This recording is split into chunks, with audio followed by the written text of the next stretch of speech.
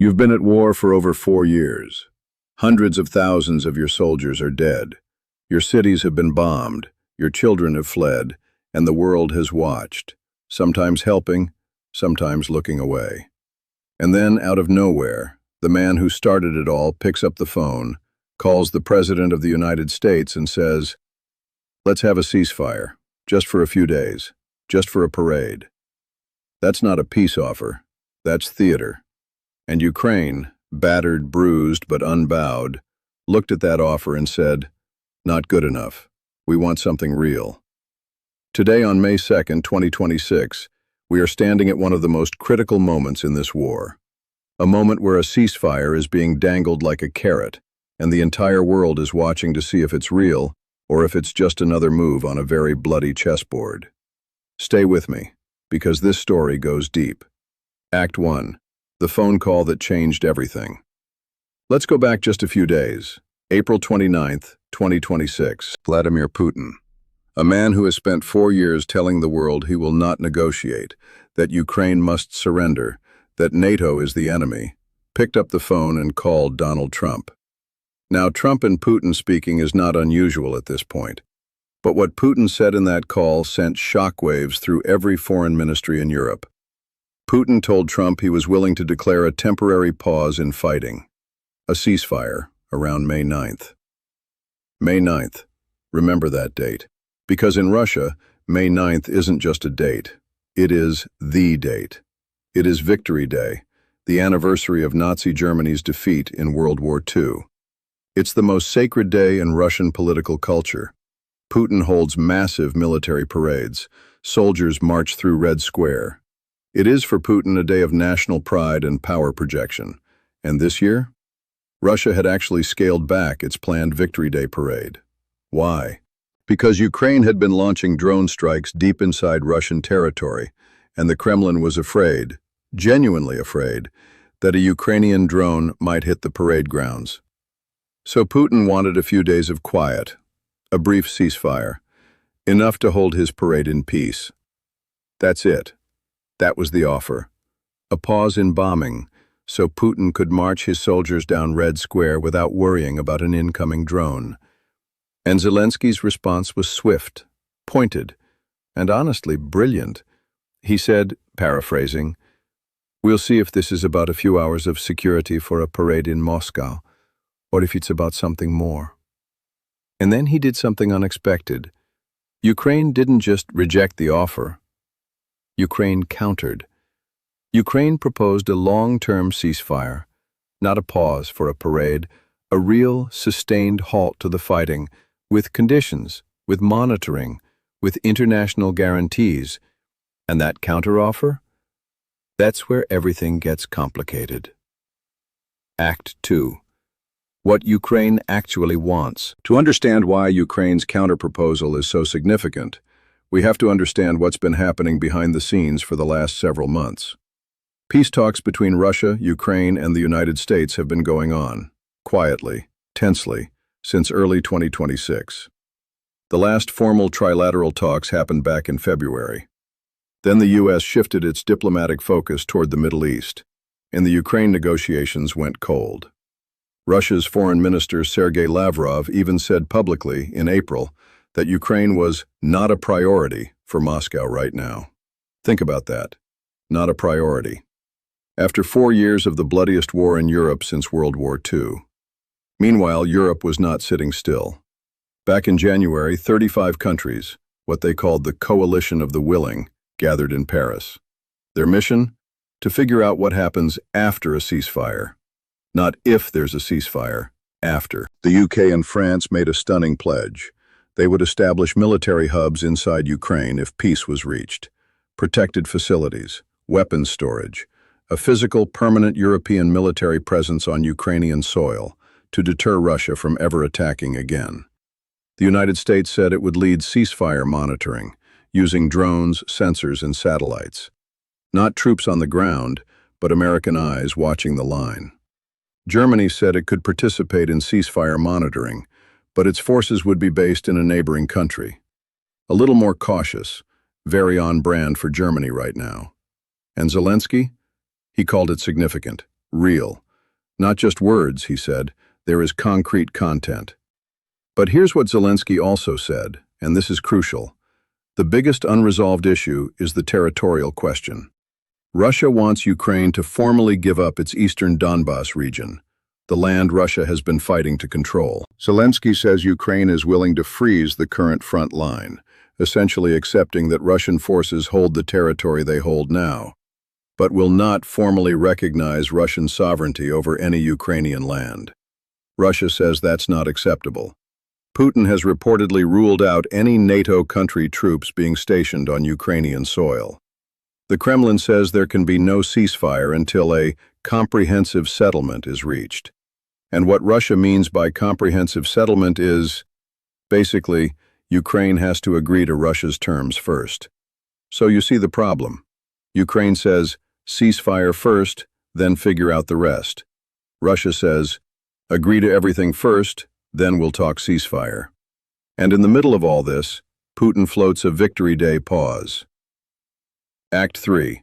The ceasefire trap. Here's where I need you to think like a strategist, because not everything in this war is what it appears to be. Ukraine has accused Russia of violating every single ceasefire it has ever declared. Every single one. During Orthodox Easter, just weeks ago, Putin announced a 30-hour ceasefire. A gesture of peace, he said, a humanitarian pause. Ukraine recorded over 400 violations of that ceasefire, 400, in 30 hours. So when Putin says ceasefire, Ukraine hears something different. Ukraine hears, we want time to regroup, time to resupply, time to reposition troops, and then we'll attack again. That's not paranoia. That's pattern recognition built from 4 years of war.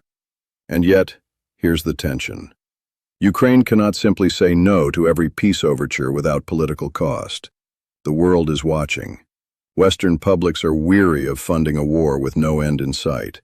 American political attention has shifted. European governments are under domestic pressure. Zelensky knows this. He is not naive.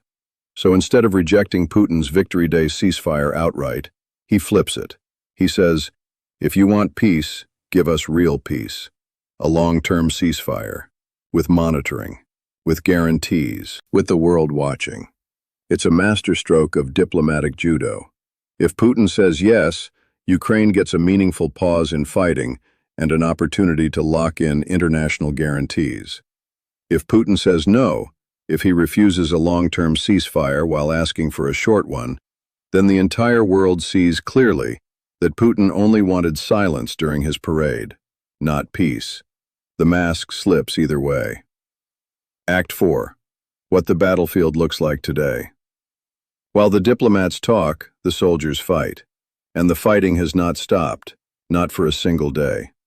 Just overnight, May 1st into May 2nd, Ukraine's defense forces carried out a major strike on Russian military positions. They hit Iskander missile systems, the kind of high-precision ballistic missiles Russia uses to strike deep into Ukrainian cities. They hit radar stations, ammunition depots, drone command centers. Simultaneously, Russia launched its own overnight attacks. Drones hit Kharkiv, Ukraine's second-largest city, targeting gas stations. In Mykolaiv, Shahed drones knocked out power across the city. In Zaporizhia, guided aerial bombs struck the town of Tavriska, killing a 62-year-old woman. In the past 7 days alone, Russia fired approximately 1,600 attack drones, nearly 1,100 guided bombs, and 3 missiles at Ukraine. That is not the behavior of a country seeking peace.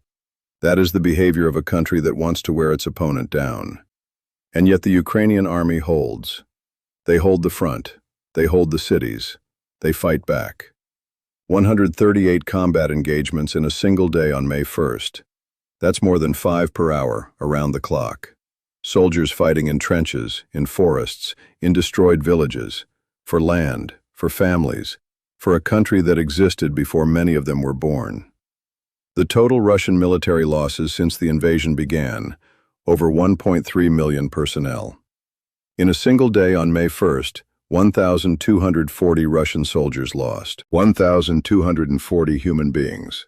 in one day. And yet the war continues. Act 5. The bigger picture. What happens next? So where does this leave us? Let me give you the 3 scenarios playing out right now. Scenario 1. Putin's Victory Day ceasefire happens, but only briefly. Russia gets its parade. Ukraine holds fire, or doesn't, and Russia accuses Ukraine of violations either way. The ceasefire collapses. The war continues. Nothing changes except Putin got his photo up. Scenario 2.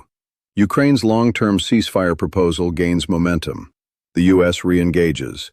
Europe deepens its security commitments. A real monitoring mechanism is established. Both sides freeze on the current front line. It's not a peace treaty. It's a frozen conflict like Korea. But the guns go quiet. People stop dying every day. Reconstruction begins. Scenario 3. Nothing changes. The talks stall. Russia keeps attacking. Ukraine keeps defending. The world watches. And the soldiers on both sides keep dying in those muddy trenches, far from home, for a political decision that 2 men in comfortable offices refuse to make. Which scenario unfolds? That depends on what happens in the next few weeks. It depends on whether Trump's attention returns to Ukraine. It depends on whether European security guarantees become real and binding. And it depends on whether Vladimir Putin, a man who has shown contempt for international norms for over 2 decades, decides that peace, even on imperfect terms, is better than a war he is slowly but steadily losing. Closing. The last words. Here is what I want you to take away from today's story. A ceasefire proposal that only covers a military parade is not a peace offer. It is a press release. Real peace, durable peace, requires hard choices. It requires Russia to acknowledge what it has done. It requires Ukraine to accept painful realities about territory. It requires Europe to commit real soldiers and real money. It requires America to stay engaged even when other fires are burning. None of that is happening right now. But Ukraine's counterproposal for a long-term ceasefire? That is the first real signal in months that someone is thinking beyond the next headline. Whether the world is ready to listen, that is the question. If this video gave you a clearer picture of what's happening in this war, share it. Because this story deserves to be understood, not just scrolled past. I'll see you in the next one.